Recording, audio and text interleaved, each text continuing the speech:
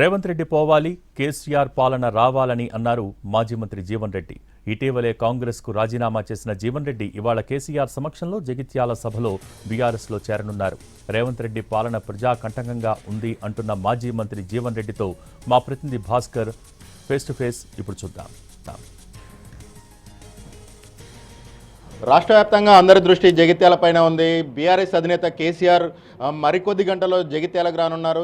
దీనికి ప్రధాన కారణం మాజీ మంత్రి జీవన్ రెడ్డి గులాబీ తీర్థం పుచ్చుకుంటున్నారు, కారెక్కబోతున్నారు. ప్రస్తుతం మాజీ మంత్రి జీవన్ రెడ్డి మనతో ఉన్నారు. ఆయన అడిగి తెలుసుకుందాం ఆయన మాటలోనే.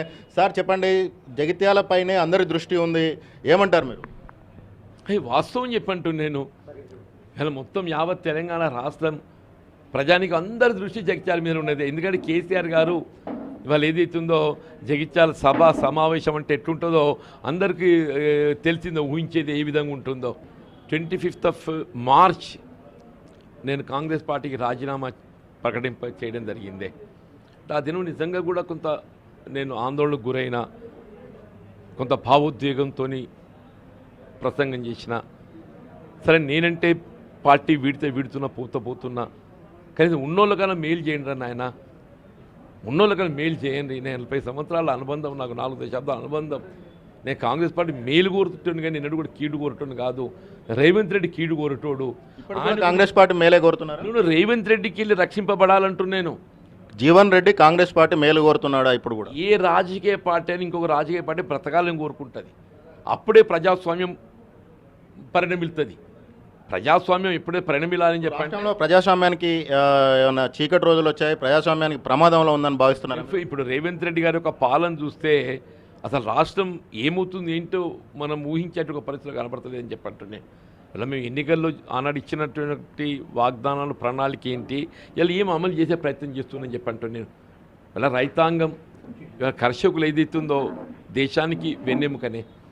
వీళ్ళ కేసీఆర్ గారు దేశంలో ఎక్కడ లేని విధంగా ఎకరా 10,000 రూపాయలు పెట్టుబడి సమకూర్చేట్టు కార్యక్రమం రూపొందించి అమలు చేసింది. సరిగ్గా 20 నెలల క్రితం దాదాపు 10 ఏళ్ల పాటు మీరు ఎమ్మెల్సీగా ఉన్నప్పుడు, ఎమ్మెల్యేగా ఉన్నప్పుడు కేసీఆర్ విధానాలను ప్రశ్నించారు. కేసీఆర్ పథకాలు బాగాలేవని చెప్పారు, అంతకంటే మెరుగైన పథకాలు ఇస్తామని చెప్పేసి మేనిఫెస్టో రచనలో కూడా మీ తోడ్పాటు, మీ సహకారంతోనే జరిగింది మేనిఫెస్టో రూపకల్పన. బీఆర్ఎస్ కంటే బెటర్ ఇస్తామన్నారు.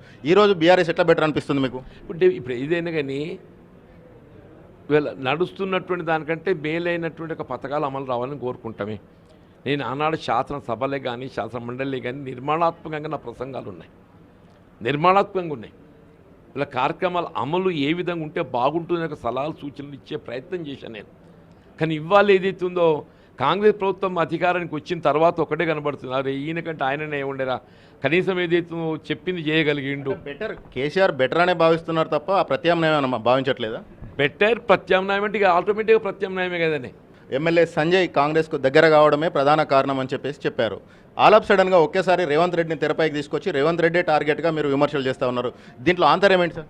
కాంగ్రెస్ పార్టీ రేవంత్ రెడ్డి గారి యొక్క ఆలోచన విధానంతో సంజయ్ గారు ఏదైతుందో ఇవాళ కాంగ్రెస్ పార్టీలో చేరే ప్రయత్నం చేసిండు, చేరినట్టు ప్రకటింపబడని చెప్పంటున్నాం.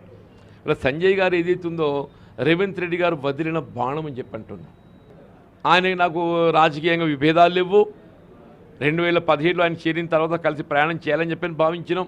ఆయన అధ్యక్షుడు అయిన తర్వాత కూడా నా సలహాలు సూచనలు ఇచ్చింది నేను. ఇవాళ ఏదైతుందో ఆయన ఆలోచన విధానం, ఆయన నిజరూపం ఏదైతుందో వాస్తవికత బయటకు వచ్చిన తర్వాత ఆయనతో కలిసి ప్రయాణం చేయలేకపోతున్నా. ప్రవాహం పల్లమెరిగినట్టుగా రాజకీయ పార్టీ అధికారంలో ఉన్న పార్టీలోకే జనరల్గా వలసలు జరుగుతాయి, కానీ అధికార పార్టీ నుంచి ప్రతిపక్ష పార్టీకి జీవన్ రెడ్డి వెళ్తున్నాడు. ఎలా చూడాలి దీన్ని? దాన్ని బట్టి ఆలోచించాలి, దాన్ని బట్టి మీరు ఆలోచించాలి. జీవన్ రెడ్డి రాజీనామా అనేది కంప్లీట్గా మేడిగడ్డ కాళేశ్వరం ప్రాజెక్టు వైపు మళ్ళింది. జీవన్ రెడ్డి రాజీనామా చేసి జీవన్ రెడ్డి పార్టీలో చేరిక సభ కాస్త బీఆర్ఎస్ సభగా మారింది. At the same time CM Revanth Reddy కూడా మేడిగడ్డలో కాళేశ్వరం ప్రాజెక్టు మీద ఒక ప్రకటన చేయబోతున్నారు. మీరు ఎలా చూస్తారు దీన్ని? ఇప్పటికైనా నేను ఏదైతుందో మేడిగడ్డ పునర్నిర్మాణం చేయటానికి ప్రభుత్వం చొరవ చూపే నిర్మాణం వెంటనే చేపడితే సంతోషపడతా. కానీ రేవంత్ రెడ్డి దగ్గర చిత్తశుద్ధి ఉన్నట్టు కనపడతలేదు. రేవంత్ రెడ్డి గారి దగ్గర నిజంగానే మేడిగడ్డ పునర్నిర్మాణం చేయాలని చిత్తశుద్ధి కలిగి ఉన్నట్టయితే ఆయన 2 సంవత్సరాల కాలం వృధా చేసేటోడు కాదు. సంవత్సర కాలం ఏదైతుందో ఎన్డీఎస్ఏ రిపోర్ట్ రావటం జాప్యమైంది. దాన్ని కేంద్ర ప్రభుత్వాన్ని జాతీయ డ్యామ్ సేఫ్టీ అథారిటీని ఆయన ఒక్కనాడు కూడా ఉద్దేశపూర్వకంగా చేశారని భావిస్తున్నారు. 100% ఎన్డీఎస్ఏ సంవత్సర కాలం జాప్యం చేసింది. రేవంత్ రెడ్డి దాన్ని కోల్డ్ స్టోరేజ్లో పెట్టాడు. సార్ ఫైనల్ ప్రశ్న, జీవన్ రెడ్డి పార్టీ వేయడానికి సంజయ్ కారణం, కానీ ఇప్పుడు ప్రధాన శత్రువు రేవంత్ రెడ్డిగా మారిపోయినట్టున్నది.